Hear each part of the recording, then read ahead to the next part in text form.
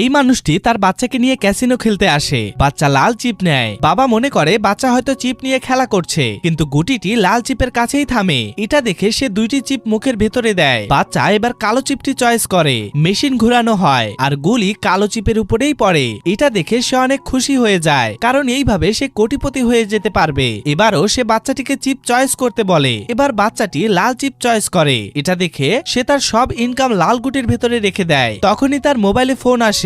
সে তাড়াতাড়ি ফোন কেটে দিয়ে সম্পূর্ণ মনোযোগ খেলার ভেতরে দেয়। মেশিন আস্তে আস্তে চলতে শুরু করে। গুলি লাল চিপের উপরেই থামে। এটা দেখে সে জোরে জোরে চিৎকার শুরু করে, যেন সে বিশ্ব জয় করে ফেলেছে। চারদিকে করতালি শোনা যায়, কিন্তু ক্যাসিনোর ডিলার তাকে বলে তুমি জিততে পারোনি। এটা দেখে সে বলে আমি কেন জিততে পারিনি? ডিলার বলে তুমি চিপ লাল জায়গায় রাখোনি। এটা শুনে সে ডিলারের উপর রেগে বলে তুমি কি আমাকে টাকা দেবে না? এটা দেখে ডিলার তার সামনে সিসিটিভির ফুটেজ নিয়ে আসে। ভিডিওতে স্পষ্ট দেখা যাচ্ছিল তার যখন ফোন আসছিল তখন সে চিপটি ভুল করে কালো গুটির উপর রেখে দিয়েছিল, যার জন্য সে $10 মিলিয়ন জিততে পারেনি। এটা দেখে সে হতাশ হয়ে পড়ে যেতে ধরে, কিন্তু তার আগেই তাকে দুজন গার্ড ধরে ফেলে।